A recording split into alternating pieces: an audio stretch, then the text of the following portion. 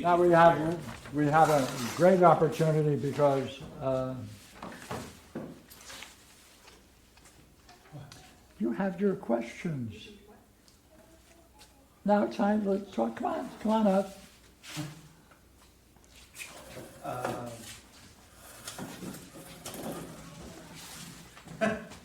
Up there? Okay. Well.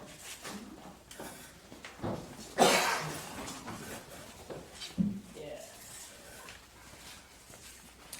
I have my questions. Right? Isn't it a good thing to have some questions?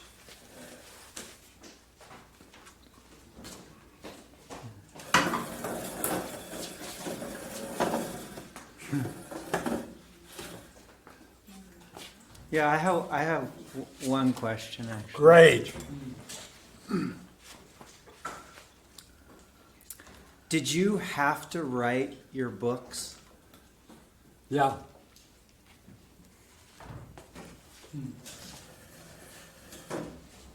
Can I? I don't know. Well, that's what I've been wondering. No, that's not because. Well, I started rereading your midwifery book. Mm-hmm. And then not just, I guess, like, I may be wondering if it's, how should I say?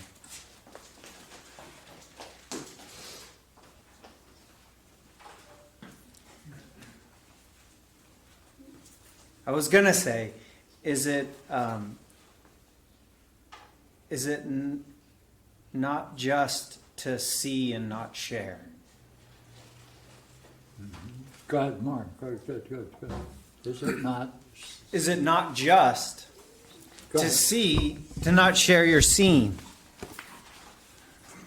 Now you have to say some more about that. Or, well, this isn't even all clear to me, but I don't mind. it just seems like I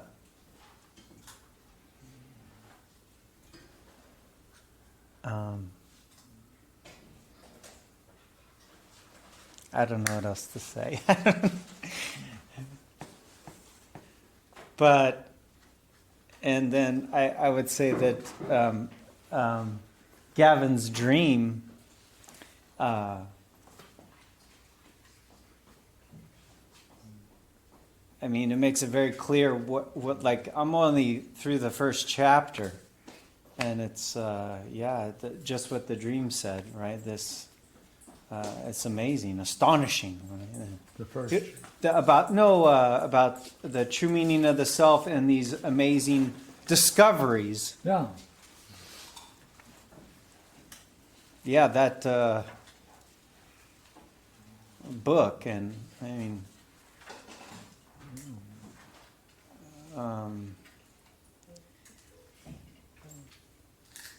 so I've been wondering, just I guess simply, like, if you go through some meaningful scene here. Yeah. Yes. Yeah, are you? Do you? What do you do with that, or do you? Are you forced to write a book?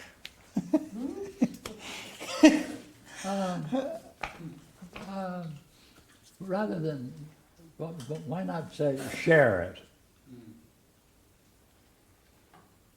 Because the writing is sharing. Yeah, share. Okay. Yeah. Yeah, maybe not a book, right?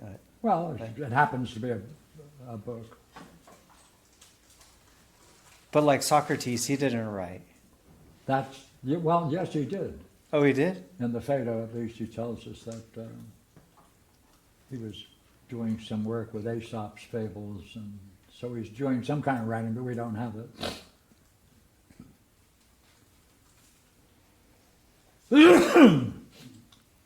I would have liked to have seen it. So can I ask why you had to write those books?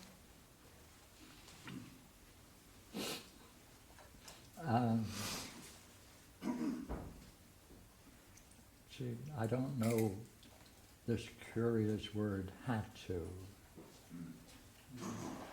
See, I have been doing midwifery for many years.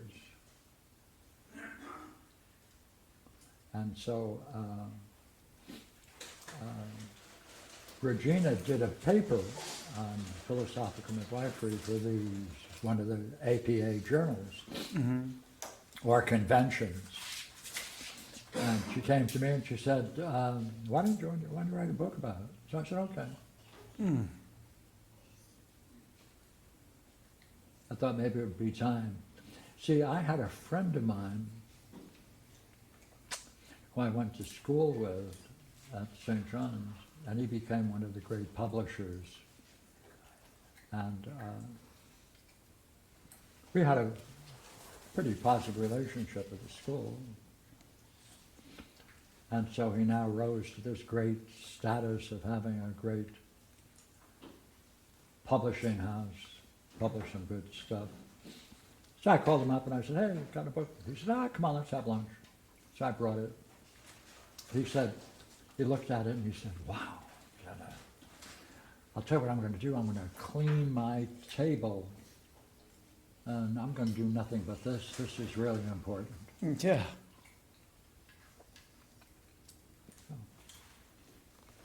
6 months went by. I didn't hear about it. 9 months went by. Didn't hear about it. I said, I think what's happening is what happened when I did my first article, Alcibiades.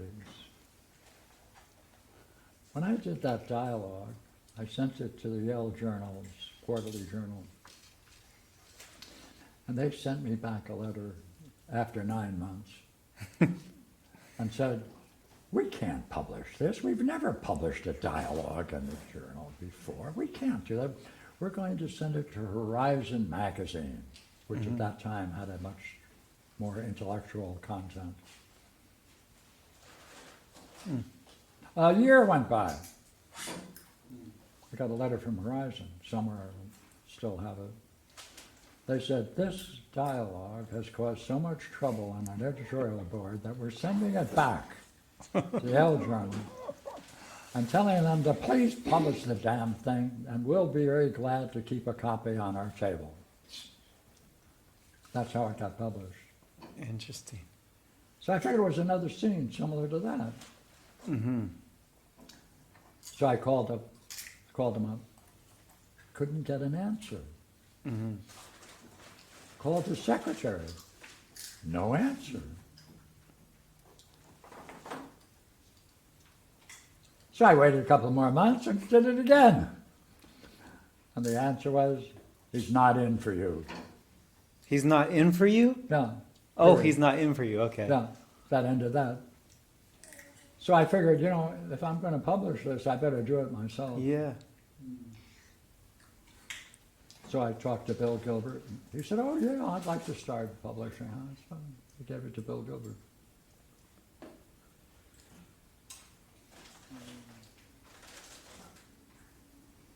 Tarcher was the guy's name, Jeremy Tarcher. He had this big company doing a lot of great books.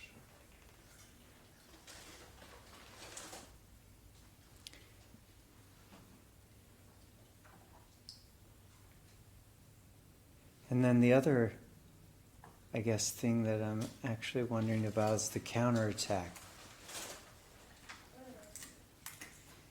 What do you mean, a counterattack after the book was published? No, just the counterattack in general, Oh. in terms of midwifery and Yeah, growth. yeah, essential. Yeah, anything you're doing that's meaningful means you've overcome many difficulties. But Yeah. there'll always be a counterattack based upon something that you never could have suspected about yourself. So it's an opportunity.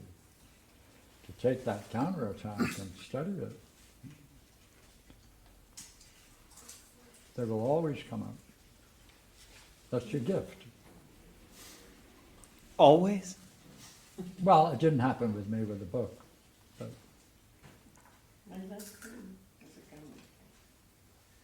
Well, if we're still on the subject of the yeah, book. or no, just more general. Well,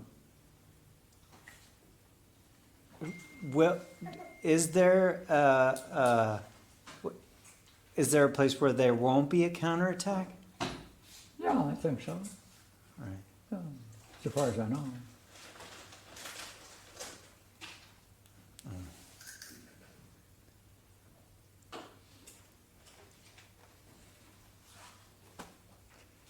Now, you now have to tell me, what did you find interesting about the first chapter?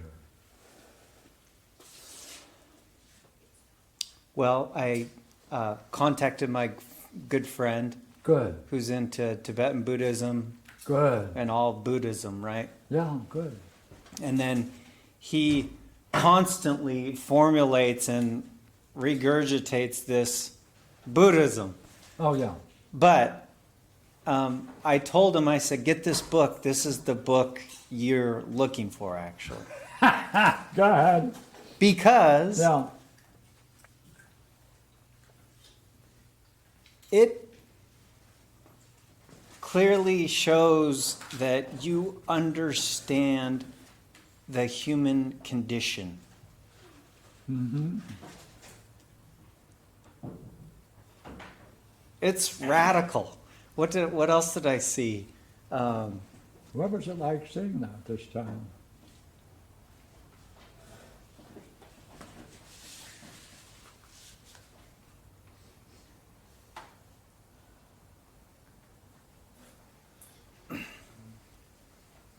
Well, after I first finished it, I said to you at Mother's, like I don't think the world's ready for this. Like it's too radical. Oh, yeah. In the best way, right? Like Oh, yeah. yeah, like I don't think they are.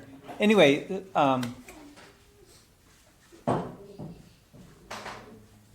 See, what are you going to do if you get in the second chapter?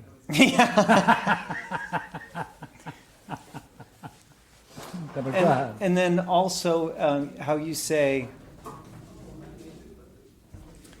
right, the pathologos are the characteristics upon which you relate to yourself and the world. Mm-hmm.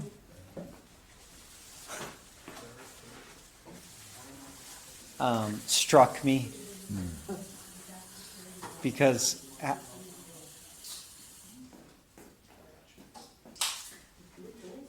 when am I doing that or when am I not, right? To the world. And like my models that I'm living through and relating through.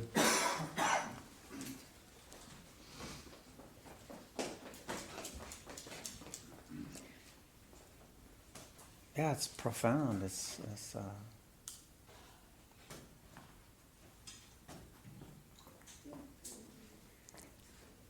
necessary. Mm-hmm. I think philosophical midwifery is absolutely necessary. Yeah, it's necessary for another reason. And that is, if you understand philosophical midwifery, you will see the necessity for Platonic metaphysics that can be seen in principle in Proclus's Elements of Theology. The necessity for Platonic metaphysics. Therefore, see, the Western world has dumped metaphysics. It's left for only a small group of people. No one can find its relevance everyday world. But a philosophical midwifery makes the everyday world intelligible, and it presupposes the elements of theology of Proclus, then that is saying, in order to understand philosophical midwifery on a reflective basis, you're going to have to go back into metaphysics. Wow. Matter of fact, the word metaphysics is really the wrong word, since that's Aristotle's term. It's really back into systematic study of theology, which is why Proclus calls it theology, elements of theology rather than elements of metaphysics. Do you think, has that existed? Pardon me? To applying midwifery to personal problems, right? To understand philosophical, in order to understand human problems. Yeah. Do you think, did that exist anywhere else? What does that mean? Is anyone else saying it? No, like all through, like Plato didn't have it, right? No. And so is this its only, Yeah. yeah, right. Yeah.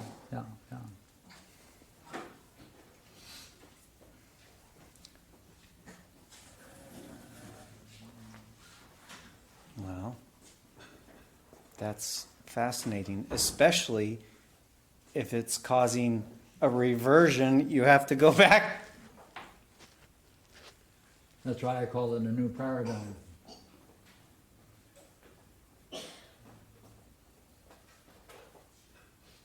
I haven't done that. I need to do an article on that, probably get it out in a couple of weeks now that I think about it. The reversion, how that, Yeah. if you understand Yeah. midwifery.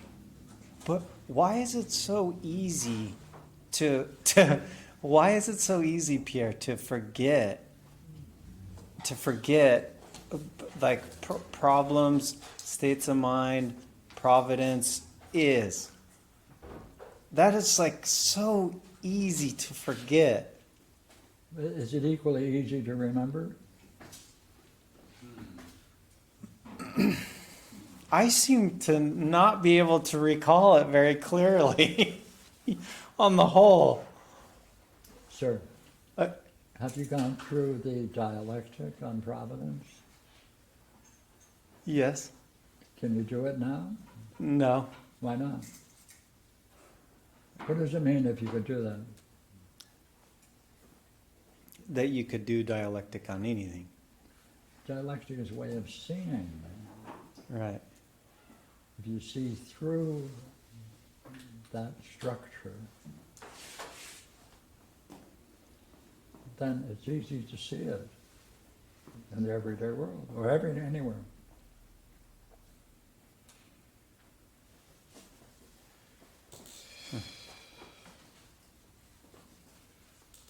The structure of the dialectic? It's easy to see the structure of the dialectic? Is that what you're saying? Sure.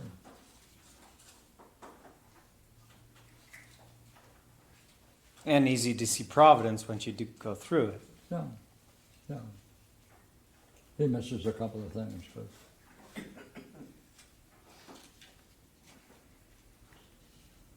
you can easily add to it. You're saying the dialectic on providence is a Yeah. study of dialectic. Is that what you're saying?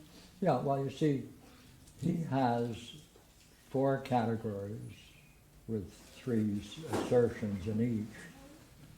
But the first category is really the conditions for something, right? Then its presence, and then the implications among those who are engaged in it, and then its final result. Okay, he misses, he doesn't miss it, you see, he knows that they're not, those are 4 causes, Like the triad. but there's 6 causes. Okay. And he announced, and the 6 causes are very clear in the second Alcibiades. So he knows that he left out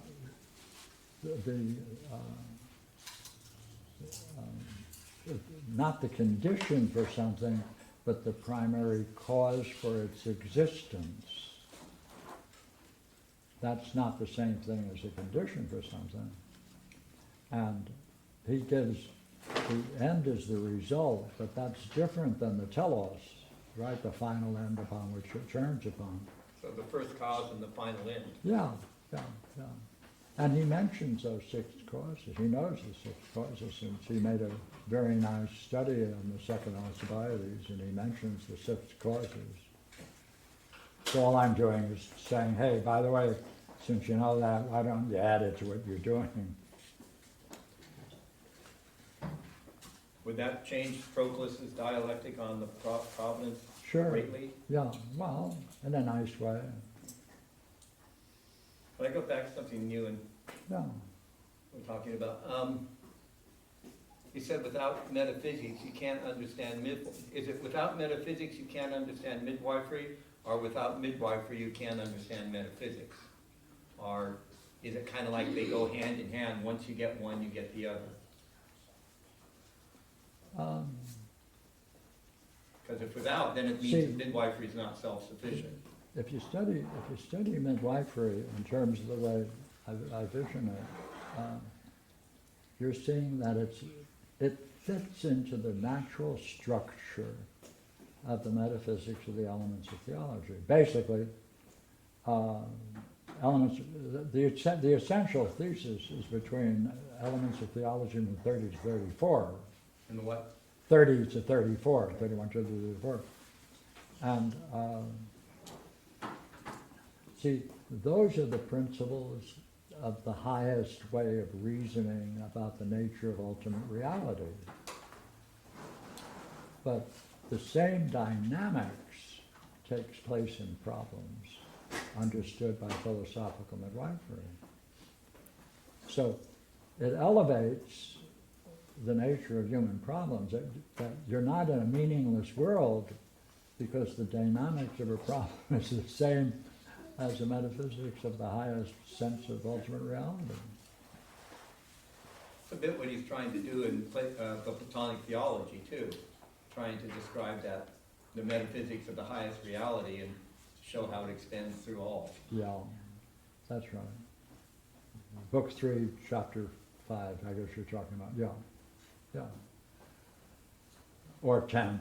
So Same thing. it's not whether one is better without the other, but having that insight in the elements of theology can guide you through both, and maybe even make both more useful. Yes. Like midwifery becomes useful when you understand its metaphysics, and it's not. It gives it a depth.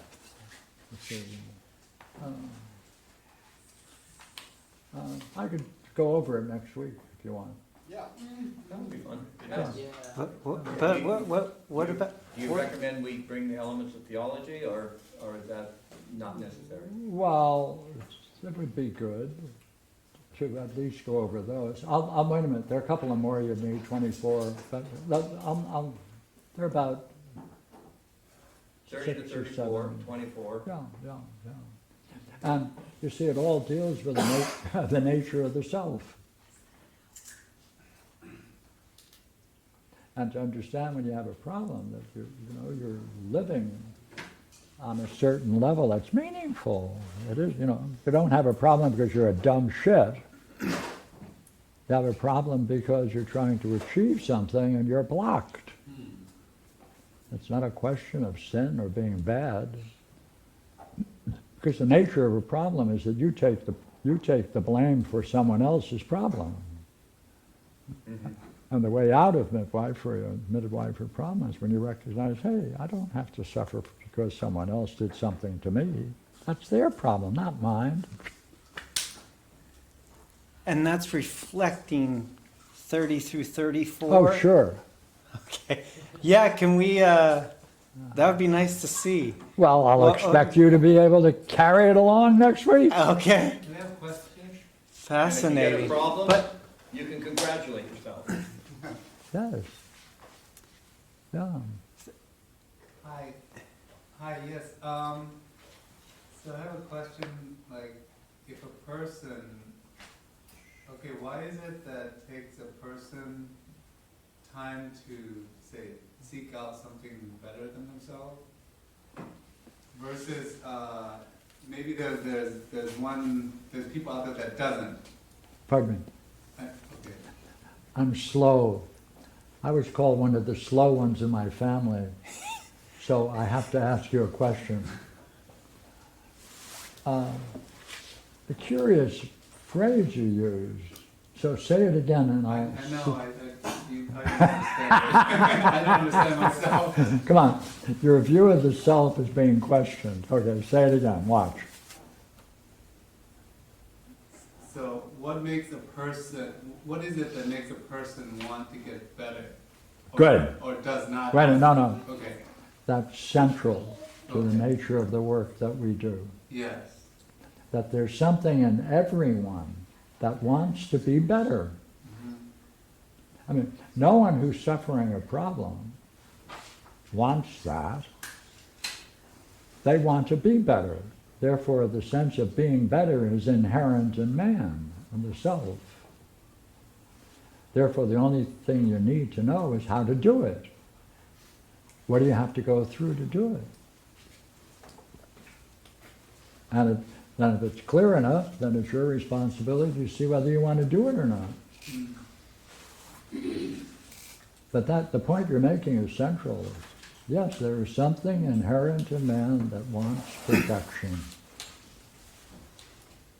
And you have to put aside, so you have to see all the hate and the confusion and everything else and sneak in a little bit of love under the table so no one notices.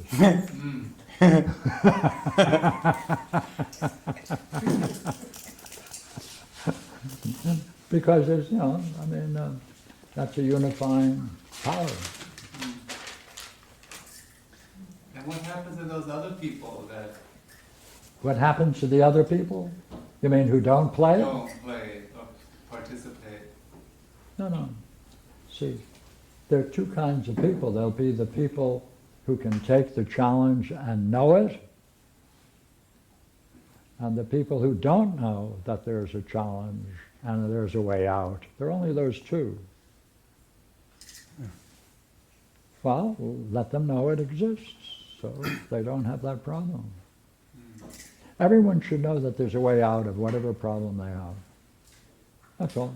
And it's up to them to decide whether they want to get off their ass and do it. That's all. And everybody wants to get out of their problems. But most people can't see the possibility of emerging from them. But it's a lot of fun if you decide to do it. Yeah, it's kind of addicting in a way. Pardon me? It's kind of addicting. Come on. Have you found it fun getting through some of your problems? I don't know if it's fun is the right word. Well, what word would you use? Empowering. It's empowering. Thank you. That's a Well- better way of putting it. Yes. Yeah. And that makes you more human. Or you find that there's something important in being human and being a part of mankind. Yeah. Yeah, Really seeing Yeah. things clearer. yeah. Barbara is getting a kind of a certificate. She wants to give it out to a couple of people, and she mentioned your name. And she mentioned David and Eldar. Did you know those people? yeah, Oh. they're right here. Yeah, it's called Ambassadors of the Self. Yeah.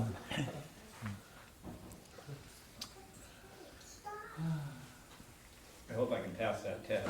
I don't think I will. but He's going to spread havoc wherever he goes. You're This going to, guy's holding on to it really well. well, right? You don't mind going back where you once were and talking this way?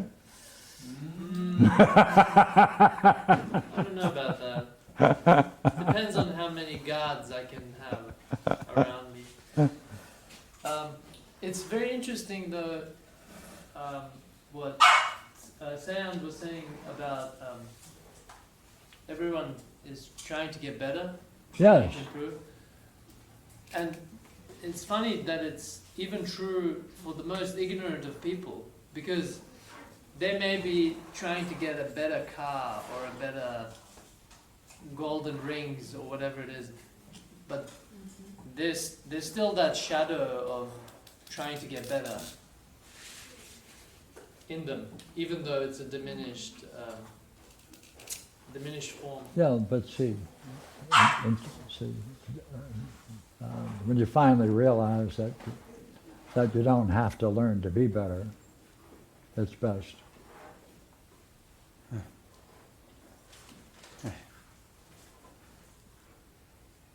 What's the Tell them. what's the alternative? Being deluded. No, That you have to be better. Be something. Right? I mean, the self doesn't need to be perfected. It's already perfect. It is. It's pure sin. So then what's the problem? What? So then what's the problem? Well, the problem is when you run out of coffee and... like, do you realize we're facing a real terrible crisis? I've heard that the coffee plantations in South America, the change in the weather pattern are ruining the crops, and after a short while we're not going to be able to have any. Well, Now that's when we're going to have to fight. that's the last straw. That's Yeah, it. that's the last straw. Be careful, Pierre. I heard that same thing about tequila a while back and ended up buying 7 gallons of tequila, which Yeah. was a big mistake. Yeah. Pierre, and Taoism and Chinese philosophy, do they have the self? Chinese philosophy? They have, Like yeah, Wu Wei, Yeah. non-action, Yeah. do they have the self Yeah. there? but you'd have to infer it. Actually, I think that's a real good question, because I was wondering how they do the calligraphy on it, on self. I'll look that. Well, that's a lovely question. Because somewhere or another, Chinese philosophy seems important. Oh yeah. Yeah, like very. Hey, do you like movies? Sure, yeah. Have you ever seen Chinese movies? You're Not so missing many. out on the most interesting development in cinema land. I've seen a couple. But yeah, I've seen a couple of them. see, if you select the ones that show their past in terms of their history, they're remarkable, you know? Because in every case they're showing humanism on a high, profound level, meaningful relations, men and women, meaningful relationships, the role of mind in overcoming major obstacles. And they're doing it by recreating their past for their present, since, you know, their past has been ruined by the Red Guard, you know, that went around and decimating everything that looked like history or looked like intellectual, very much like the Pol Pot. So they're recovering their past for their own people. There's a new one called I think it's called the Great Battle or the Final Battle. The Oh, look. care with which they're Yeah. showing this, Nice. and they're reliving, of course, the art of war, which are the principles of warfare. Yeah. I mean, So- the book by Sun Tzu, Yeah. such a acting that Yeah, out. yeah. Interesting. I don't know if I thought of this myself or I heard it from somebody else, but I did notice that whenever you see a picture of Confucius, he's always carrying a book. And that's their tradition. Yeah. You know, that's why Asian kids study. you know? Okay. It's because their tradition is a book tradition. Well, when I did motivation research years ago, my boss, he was one of the, like when I was doing motivation research, the first motivation researcher came out of Germany after World War II, and he joined them. I forget the guy's name, I should remember it. He did an Institute for Motivation Research, and he was the co-sponsor. He broke away and started his own unit, and I joined him in New York. And one day I'm saying to myself, this guy is thinking along totally different lines. Al Shepard was his name. And I figured, what? I want to find out. So he was gone on a trip, and so going in the special library we had, and I looked for the book that was most used. Art of War. His whole view of how to understand the battle of commercialism came right out of that book. Awesome. The whole thing. That was And his. that's all he did was apply it. So he saw different corporations and their effort to try to communicate and change things is basically a warfare. And all of these motivation research firms, there were only a few at the time, are the secret intelligence of trying to understand it all and finding different strategies to cope with this and that ad. And that's why I quit. Yeah, that was pretty desolate and diabolical and cut off. So do you think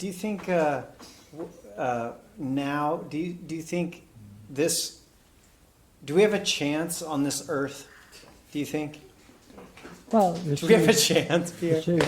Or is it already cooked? do you know my work, the Socrates and Jesus? Yes, I haven't read it yet, unfortunately. I haven't read it yet, but But yes. you got it. I just received notice that it's now out of print. It's out of print. They're gone? Okay, I missed one. But that's in the dialogue, that talk? Sure. Yeah. And all my stuff. Yeah.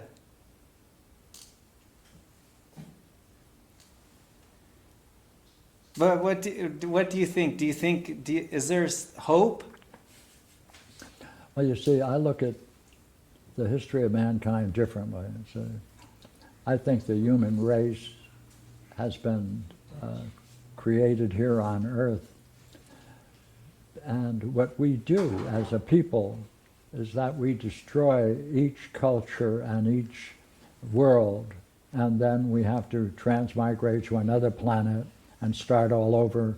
So we're a cancer-producing species until we discover why we leave nothing behind us but a wake of destruction and futility and mass destruction. We're going to keep on going.